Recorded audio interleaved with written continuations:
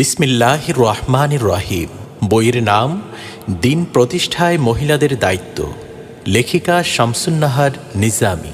প্রকাশকের কথা, ইসলাম এমন একটি পূর্ণাঙ্গ জীবন বিধান যা কায়েমের মধ্যেই রয়েছে মানবজাতির সত্যিকার কল্যাণ।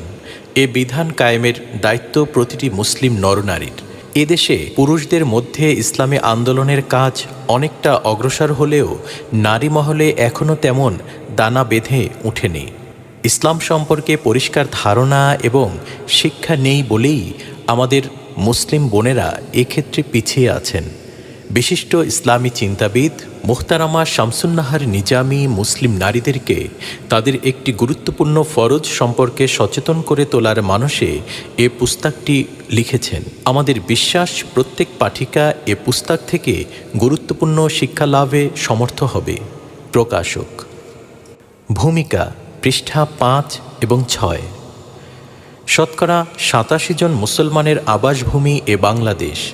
হজরত শাহ জালাল রহমতুল্লাহ আলাইহে, হজরত শাহ মাখদুমের স্মৃতি বিজড়িত এ বাংলাদেশ। কিন্তু এ ভূখণ্ডটুকুকে কোনো ক্রমে ইসলামী রাষ্ট্র বলা চলে না। বড়জোর এতটুকু বলা যায় যে এটা এমন একটি ভূখণ্ড যেখানে বিপুল সংখ্যক মুসলমান বাস করে, যাদের জীবন আদর্শ বিভিন্ন। কেউ সমাজতন্ত্রে বিশ্বাসী, কেউ বা বিশ্বাস করে অন্য কোনো মতবাদ বা মতাদর্শে, অথচ ধর্মীয় আচার অনুষ্ঠানে এরা মুসলমান। বিয়ে শাদী, দাফন কাফন ইত্যাদি ক্ষেত্রে মোল্লা মৌলভী ছাড়া চলে না। অর্থাৎ একটা নির্দিষ্ট গণ্ডির মধ্যে হলেও ইসলামকে অস্বীকার করার কোনো পথ বা উপায় তাদের নেই।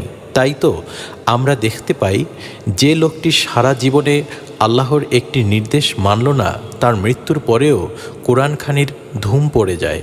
আবার ব্যক্তিগত জীবনে 5 ওয়াক্ত নামাজ আদায়কারীকেও অনেক সময় দেখা যায় জীবন দর্শন হিসেবে সমাজতন্ত্রকে প্রতিষ্ঠার জন্য ময়দানে তৎপর। অর্থাৎ অন্যান্য ধর্মের মতো ইসলামকেও জীবনের ব্যক্তিগত গণ্ডির মধ্যে সীমিত করে দেয়া হয়েছে। জীবনের অন্যান্য ক্ষেত্রে প্রবেশের অনুমতি তার নেই, অথচ ইসলাম বাস্তব জীবনে প্রতিষ্ঠাযোগ্য একটি প্রগতিশীল পূর্ণাঙ্গ জীবন বিধান। কোরআন মাজিদে ইসলামকে কোথাও ধর্ম বলা হয়নি, বলা হয়েছে দিন। আবার শুধু দিন নয়, বরং আদ-দ্বীন বলা হয়েছে, যার অর্থ this is the only way of life, বা একমাত্র জীবন বিধান। আ ওয়ে এবং দ্য ওয়ের পার্থক্য যতখানি, দিন এবং আদ-দ্বীনের পার্থক্য ততখানি। সুতরাং মানব জীবনে প্রতিষ্ঠার জন্যই সমাজ ইসলাম এসেছে, যার প্রতিষ্ঠাতা স্বয়ং নবী এবং রসুলগণ।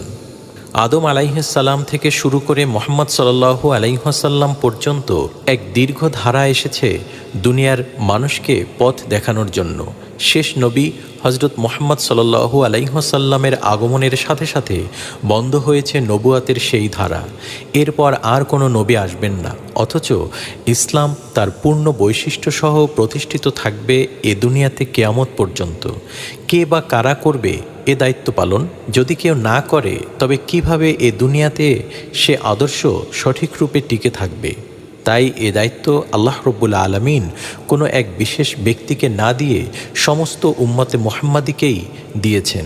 আল্লাহ পাকের নির্দেশ, ওয়াকাযালিকা জাআলনাকুম উম্মাতান ওয়াসাতাল লিতাকুনু শুহাদাআ আলান নাস ওয়া ইয়াকুনার রাসূলু আলাইকুম শাহীদা।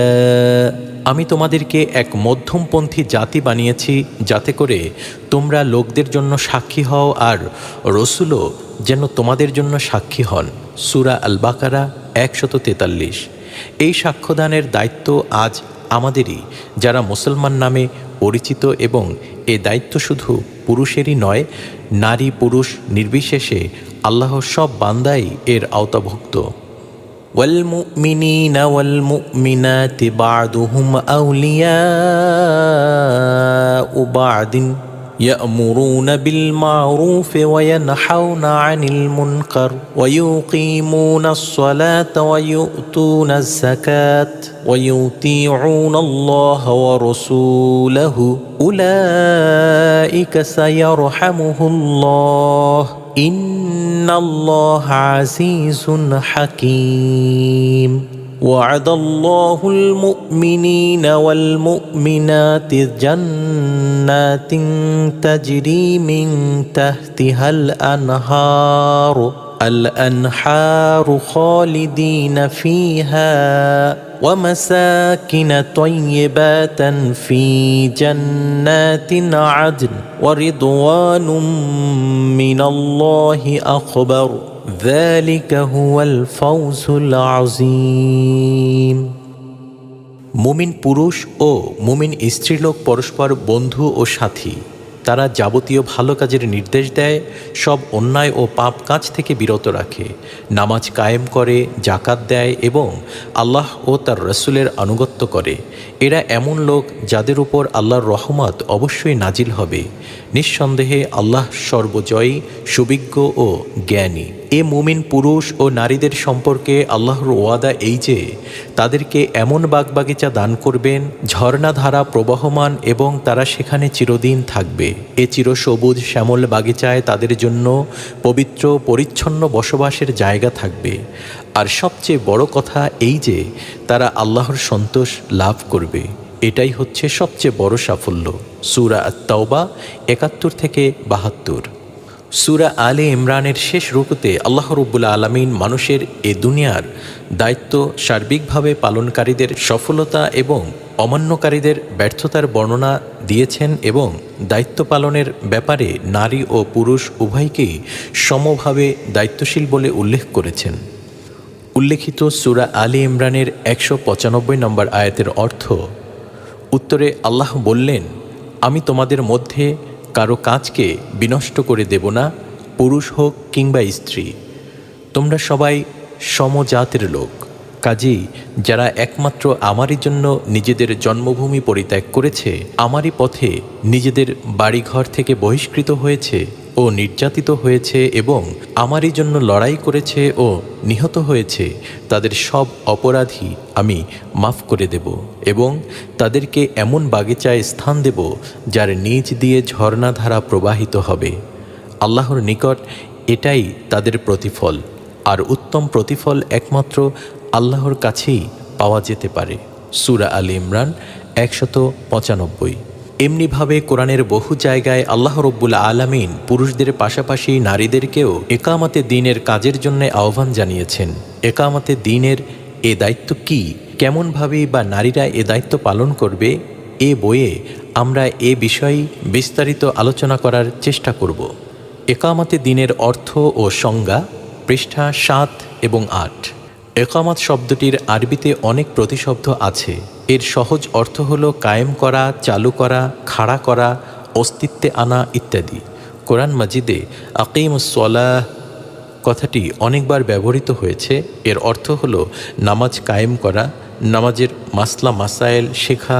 নামাজের ওয়াজ করাকে নামাজ কায়েম করা বলে না। বাস্তবে নামাজ চালু হওয়াকে একামতে সালাত বলে। কোনো ব্যক্তির জীবনে নামাজ প্রতিষ্ঠিত হওয়ার অর্থ হল সে নিয়মিত সঠিক সময়ে সঠিকভাবে নামাজ আদায় করে। দিন শব্দটি কোরআনের একটি বিশেষ পরিভাষা। বিভিন্ন অর্থে কোরআন মাজিদে এ শব্দটি ব্যবহৃত হয়েছে। দিন শব্দটি আল কোরআনে, হাদিসে এবং আরবি সাহিত্যে 4টি অর্থ বহন করে। 1. প্রভুত্ব, কর্তৃত্ব ও প্রতিপত্তি। 2. আনুগত্য ও বিশ্বস্ততা। 3.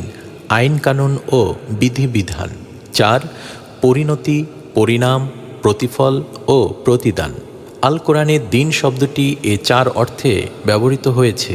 কোথাও এক অর্থে আবার কোথাও একাধিক অর্থে এ শব্দটি প্রয়োগ করা হয়েছে। কখন কোথায় এর কি অর্থ হবে তা বাক্যের আগে ও পরের যোগসূত্র থেকে পরিষ্কার বুঝে নেওয়া যায়।